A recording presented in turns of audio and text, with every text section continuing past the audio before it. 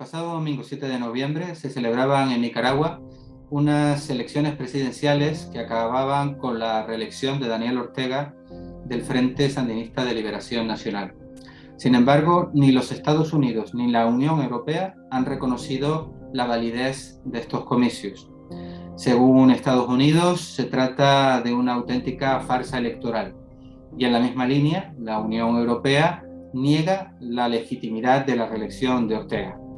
Según estos países y también según sus medios de comunicación corporativos, Daniel Ortega habría montado una suerte de pantomima electoral en la que necesariamente tenía que vencer porque previamente ya se había encargado de ilegalizar y de encarcelar a todos los candidatos opositores. Para hablar sobre este proceso electoral y sobre toda la coyuntura política en Nicaragua, contamos hoy con el analista político y miembro de Ojos para la Paz, Juanlu González. Buenas tardes, Juanlu, y muchas gracias por atender otra vez la llamada de Canarias Semanal. Hola, Cris, encantado de estar aquí de nuevo, ya sabes, siempre a tu disposición. Vamos a empezar por el principio, Juanlu, sobre las condiciones en las que se ha producido este proceso electoral, porque la información que nos ha llegado aquí en el Estado español es que ha sido un proceso no solo fraudulento, sino que comenzó con el encarcelamiento de más de 30 líderes opositores y entre ellos 7 precandidatos presidenciales. Entonces el planteamiento es, Ortega tenía que ganar porque ya se encargó de que los opositores estuvieran en la cárcel. ¿Quiénes son estas personas? ¿Si las han encarcelado y por qué? Bueno, vamos a ver. En las elecciones estas se han presentado los mismos partidos que se presentaron en las elecciones anteriores y los mismos partidos que se presentaron hace 2 elecciones. Son partidos que han puesto y quitado presidentes, son partidos a los que estaban afiliados los 2 expresidentes últimos del Estado nicaragüense, como Bolaños y como Alemán. Ellos formaban parte del partido que ha quedado en segundo lugar y son partidos de gobierno que, ya digo, algunos en solitario, otros en coaliciones han puesto y quitado presidentes. O sea, no son partidos de paja, son partidos exactamente los mismos partidos que se presentaron en las anteriores y hace 2 elecciones. Por ser preciso, el único partido que ha desaparecido en los 3 últimos procesos electorales, que no estaba el día 7 en estas elecciones, ha sido el Partido Conservador. Y el Partido Conservador lo funda, algunos de los dueños clásicos de Nicaragua, como los Chamorros, como el clan de los Chamorros, y no se han presentado no por nada, sino simplemente porque tuvieron únicamente un representante y un 2%, un 2 y pico por ciento del voto. ¿Qué ha pasado? Pues que como todo el mundo sabía que gracias a los logros sociales magníficos que se habían dado en esta década de gobierno sandinista, pues prácticamente había muy pocas posibilidades de hacer algo serio, lo que han hecho es otorgar cartas de naturaleza a una serie de personas que ni eran precandidatos porque esa figura no existe en el ordenamiento jurídico. Eran figuras que podían ser destacadas, pero porque se había fabricado algún tipo de escándalo para que fueran así destacados, pero que no tenían ninguna relevancia en la cosa electoral en el país. Y por otro lado, eran partidos políticos que no habían llegado a tener jamás ni una mínima representación parlamentaria. Entonces, ¿qué sucede? Pues que se lo juegan un poco todo a decir que con una encuesta absolutamente falsificada hecha por el periódico de la familia Chamorro, uno de los periódicos de la familia Chamorro, diciendo que cualquiera de esos precandidatos, ya digo, inexistentes, que eran gente sin partido o partidos sin gente, iban a sacar cualquiera el 60% de los votos frente a un menos del 20% del sandinismo, ¿no? Se inventan esa encuesta y así le dan un poco de justificación a la historia de decir que no se han podido presentar esta serie de candidatos que eran tan queridos por el pueblo, ¿no? Que eso es, digo, absolutamente falso. ¿Quiénes eran esta gente? Bueno, pues por ejemplo, si te digo, pues la hija de Violeta Chamorro, de Violeta Barrio de Chamorro, cristiana, tenía una fundación que estaba íntegramente pagada por Estados Unidos, así lo han reconocido ellos mismos, y el Estado bueno, esa fundación se dedicaba a comprar periodistas y a comprar medios de comunicación, ¿no? Como hacen muchas veces en Cuba, ¿no? Le dan un ordenador a cualquiera que quiera dar caña y le dan una conexión de internet, ya tú eres periodista y ya empiezas a mandar crónicas y si algún día tienes algún problema con la justicia, eso es ir contra la libertad de prensa. Bueno, pues este tipo de cosas hacía la fundación de Violeta Chamorro con dinero de la USAID y de la NET, de dos instituciones muy conocidas por su amplia penetración en América Latina y no solo en América Latina, sino también en Oriente Medio, fundamentalmente, y hace una ley de agentes extranjeros. El Parlamento declara una ley de agentes extranjeros y le obliga a esta gente que vive fundamentalmente o en exclusiva de dinero norteamericano a darse de alta en un registro de agentes extranjeros. ¿Qué es lo que sucede en este momento? Bueno, pues cuando si tú vives de la prensa o de tu supuesta credibilidad como medio de comunicación o como generador de medios de comunicación y de pronto ante toda la sociedad te tienes que decir que eres un medio absolutamente pagado por Estados Unidos, como Estados Unidos es el enemigo conocido de Nicaragua, pues iban a perder la poca credibilidad que podían tener. ¿Qué es lo que hace Cristiana Chamorro? Disuelve la fundación. Pero lo que no hace es cumplir con la ley a nivel de justificación económica de las millones y millones y millones de dólares. Se habla de más de 10 millones de dólares, no sé si alrededor de 14 o 15 millones que habían recibido de Estados Unidos. Y pues se le acusa de malversación económica porque no había justificado dónde había ido para ese dinero, que además había entrado también fraudulentamente.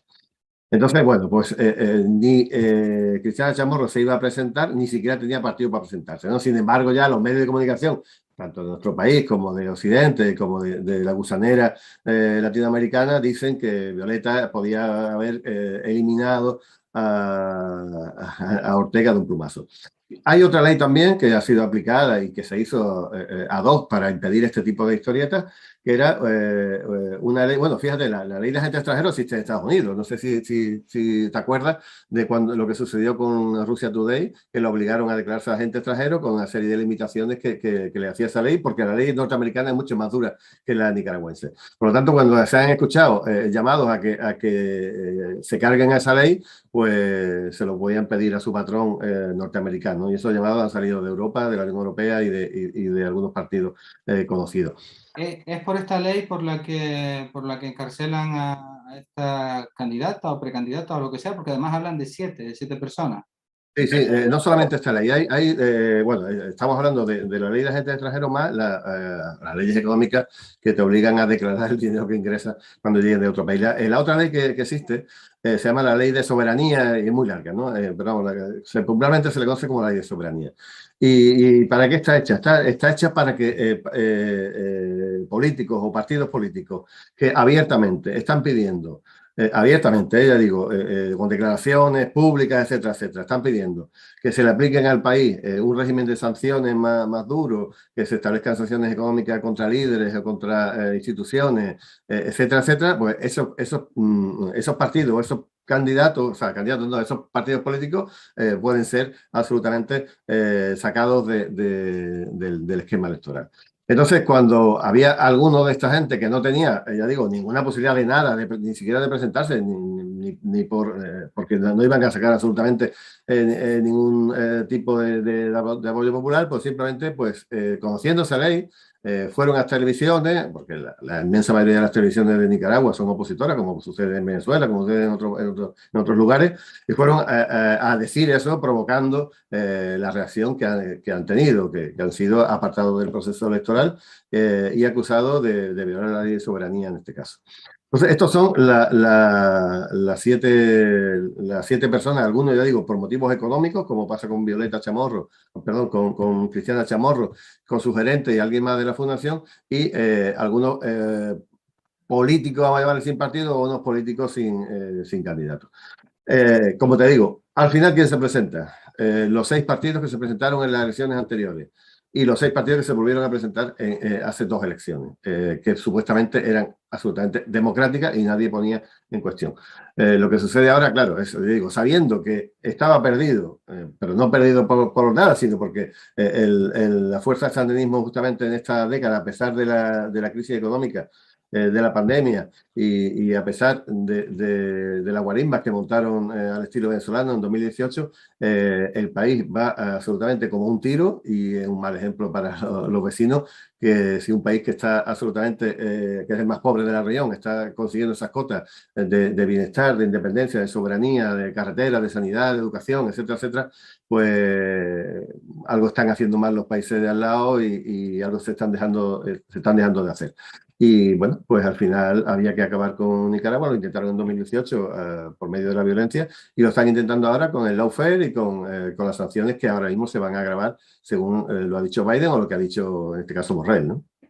Algo que ha sido polémico, por lo menos aquí lo han hecho polémico en el Estado español, es el asunto de la participación. Esta nueva oposición de la que habla llamó a la abstención. Y hay una ONG que decía el domingo que la participación había sido muy baja. ¿Cuál fue la participación electoral en los comicios? Mira, es bastante fácil. La ONG esta se llama Urnas Abiertas. No tiene prácticamente, si te vas a Twitter y miras los seguidores que Twitter que tiene, ni siquiera han podido comprar seguidores, ¿no? Es una cosa que se ha creado ad hoc, se ha creado para deslegitimar estas elecciones. Y yo tuve la precaución de ir a la web a ver quién era, quién los pagaba, porque a veces te vas a la propia web y sabes, bueno, de dónde viene estas ONG. Bueno, no había ni un dato, no había ni un dato personal, nada, y bueno, pues realmente fue súper extraño que una ONG que, digo, que no tiene ni 1000 seguidores diga que tenga 1000 personas vigilando las urnas, cuando había bastante más de 1000 urnas puestas, evidentemente. Y lo que es de extrañar, bueno, de alucinar más bien, es que saquen un dedito, lo mojen al viento y diga, la abstención es del 80,5, ¿no? Y lo diga que antes de que se cierren las urnas, da igual, si los medios iban a hacer caso a lo que dijeran. Esta ONG a mí me recordó siempre al Observatorio Sirio de los Derechos Humanos, ¿no? Que decían los muertos que estaba viendo en Siria cuando el chiringuito este estaba montado por 2 personas en el Reino Unido, ¿no? Pero bueno, los medios le hacían caso y al final pues le otorgan esa credibilidad, ¿no? A Urnas Abiertas. Ha habido un compañero que en el único acto que ha organizado Urnas Abiertas, bueno, ha visto pues bueno, quién lo presentaba y quién estaban con ellos, ¿no? Y justamente fue divertido encontrar como que una fundación creo que se llama IDEA, que estaba acompañando a Urnas Abiertas, era un individuo que trabajaba y tenía relaciones muy estrechas, ya digo, de trabajo con CNN y con el Grupo Prisa en América Latina. Se puede ir clarificando. Ya digo, dentro de poco nos enteraremos realmente de quién está detrás y seguramente está detrás de Estados Unidos y está detrás de toda la gusanera. A ver, como sabes, bueno, realmente me nombraron acompañante electoral y me iba a ir a Managua, Nicaragua, con las elecciones, pero hubo problemas con los vuelos, se estropeó mi vuelo y no pude hacer la conexión. Pero durante semanas atrás, quizás un par de meses atrás, me he estado estudiando un poco cómo funciona el sistema electoral.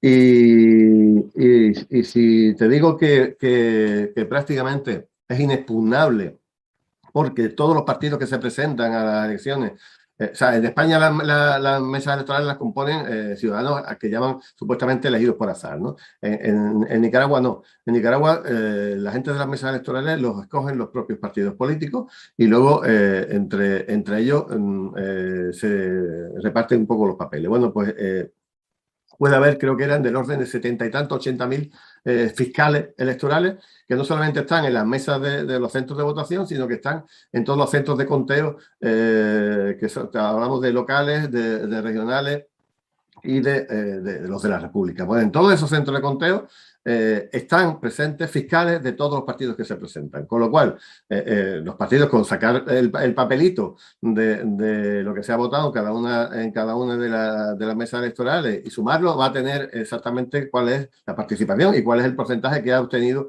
cada partido. Y en este caso, pues la participación ha bajado un poco de las elecciones anteriores, que han bajado 2 puntos y pico, 3 puntos, y se ha situado en el 65%. Yo digo, si ningún partido de la oposición dice que ha sido un fraude y que tenga sus números y sus papeletas para enseñarlo, yo doy por bueno el 65% de participación. De hecho, los compañeros y compañeras que estaban en Nicaragua presentando, bueno, mandando fotografías a las redes sociales de lo que estaban viendo, pues yo al menos, y además lo he publicado, lo he retuiteado, etcétera, las colas de gente para entrar a votar, que además obligaron incluso a abrir las mesas electorales prácticamente con media hora de antelación, porque había una marea humana con ganas de ejercer el derecho al voto. ¿A qué se debe, en tu opinión, esto? Entonces, ¿es todo esto que se ha montado con Nicaragua? ¿Ha habido documentales? ¿Televisión Española le ha dedicado algún reportaje concretamente al tema de Nicaragua? ¿Hablan de un exilio que está en Costa Rica? ¿A qué se debe todo esto que se ha montado con Nicaragua? Como decíamos en los años 90, ¿no? Cuba molesta, ¿no? Era una frase que se utilizaba mucho, incluso había algunos trovadores de la nueva trova de cubana que decía que lo que brilla con luz propia nadie lo puede apagar y su brillo puede alcanzar la oscuridad de otras costas, ¿no?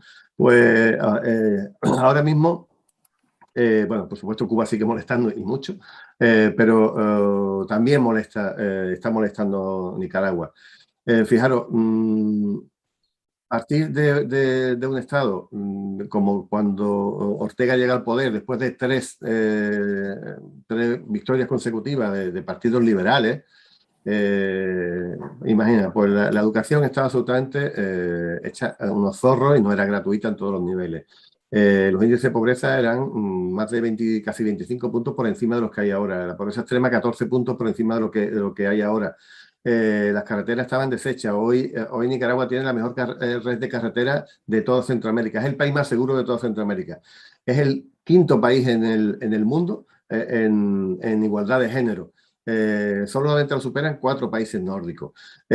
Podía seguir así, bueno, tiene el 80 y tanto por ciento de soberanía alimentaria, o sea, prácticamente todo lo que producen, lo que necesitan, lo producen ellos. Es un país evidentemente agrícola y ganadero, pero se han esforzado mucho en ganar esa soberanía alimentaria, porque si le meten una serie de sanciones, por ejemplo, pues pueden afrontarlas sin ningún tipo de problema, no como otros países cercanos, ¿no? que podríamos poner de ejemplo.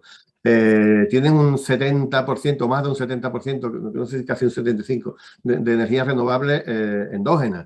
Con lo cual, si le cortan la energía, como también ha pasado con otros países, prácticamente pueden subsistir porque ellos producen todo y además con energías verdes. O sea, el listado de logros de este gobierno en los últimos 10 años ha sido brutal. De hecho, me encargué de buscar esos datos y buscar esas referencias, ya no solamente en lo que podría decir el gobierno, ¿no? Sino en el World Economic Forum, el Factbook de la CIA, en estadísticas de la CELAC, en un montón de sitios así, que inequívocamente están diciendo que Nicaragua lo ha hecho especialmente bien en estos 10 años, han tenido los problemas que han tenido y evidentemente había un crecimiento casi muy parecido al boliviano, o sea que un país socialista, como pasaba en el caso de Bolivia, estuviera creciendo ininterrumpidamente a más del 5% de manera anual. Eso era como diciendo, vamos a decir, los países del ALBA, vamos a llamarle socialistas, revolucionarios, como cada uno quiera llamarle, pero vamos, los países soberanistas bolivarianos, encima son un éxito económico y un éxito para su población. Eso no puede ser. O sea, Venezuela la hemos hundido y está decreciendo. Que Bolivia crezca o que Nicaragua crezca son absolutamente pecados que tenemos que resolver de alguna manera. Y bueno, a eso se están dedicando. Los países que haya leído, por ejemplo, a Chomsky o a Galeano, hablando de la historia de América Latina, cuando algún país pone sus recursos a funcionar para su propia población, ese país entra primero en la categoría de régimen, no en la categoría de democracia, y luego va a ser intentado volado, invadido, cuando como ha sido algunas ocasiones, capturar a su presidente, vemos el caso de Panamá, Granada, o la propia contra nicaragüense cuando se produce la revolución sandinista. Yo creo que por eso, y el IBEX en este caso tiene mucho que decir, por eso molesta tanto Nicaragua y va a seguir molestando, porque otros 5 años van a seguir gobernando el Frente Sandinista de Liberación Nacional. ¿Te parece que simplemente las políticas que pretenden ser autónomas o el apoyo a gobiernos como el de Venezuela o Bolivia basta para, digamos, para ganarse la enemistad de Estados Unidos? Sobre todo porque, en definitiva, como un poco todavía has sugerido, no son países socialistas porque las relaciones capitalistas siguen funcionando y en Bolivia han seguido funcionando. Recuerdo que una vez le hacía una entrevista a Petra y le preguntaba sobre Nicaragua cuando fueron los disturbios, creo que en el año 2018. 2018 exactamente, y él me decía, bueno, el gobierno de Nicaragua tiene una política antiimperialista, luego también pero también tiene políticas en las que coopera con los empresarios, con la patronal, pero luego tiene otras políticas sociales. Es decir, no es un gobierno que trate de superar, digamos, por lo menos el sistema capitalista, pero no sé hasta qué punto han logrado eso que tú dices, es decir, mejoras sociales, índices sociales que conciten el apoyo de la población. Evidentemente, el profesor Petra tiene toda la razón del mundo. O sea, no voy a ser yo quien diga lo contrario. Y es evidente bueno, quizás salvo Cuba y en parte China, vamos a dejarlo también ahí, podemos hablar de que son economías socialistas. Vamos a hablar, a mí me gusta hablar de procesos soberanistas, de procesos de eso, de puesta de la fortaleza del Estado, de los recursos naturales, de los recursos geopolíticos al servicio de su propia población. Y digo, no puedo calificarlo de países abiertamente socialistas porque evidentemente no lo son. Pero sí son estados que tienen focalizado lo que llaman el buen gobierno, tienen focalizado a la persona, fundamentalmente a las personas más humildes, en el centro de su acción política. Y además, afortunadamente, consiguiendo esos índices, ya digo, el Year Factbook del Departamento de Estado norteamericano, pues reconoce que se han bajado 24 puntos la pobreza en el país y 14 puntos la pobreza extrema. Esos son, nada más que ese tipo de logros ya bien merecen un respeto por ese país.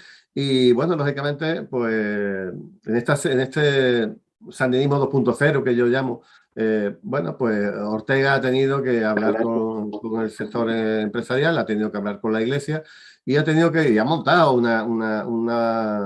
una estrategia de reconciliación nacional muy potente para evitar seguir viviendo en un clima de guerra que impida el desarrollo económico y la mejora de la calidad de vida de la gente más humilde.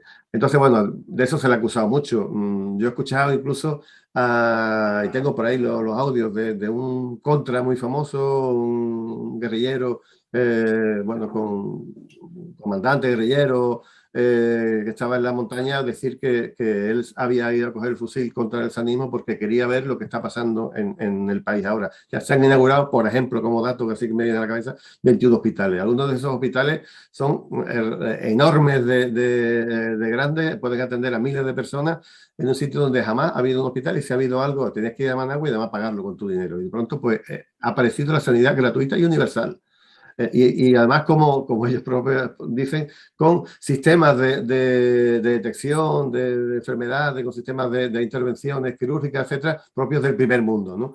Entonces, bueno, eso la gente, eso es lo que quiere, lo que valora la gente en el día a día, o que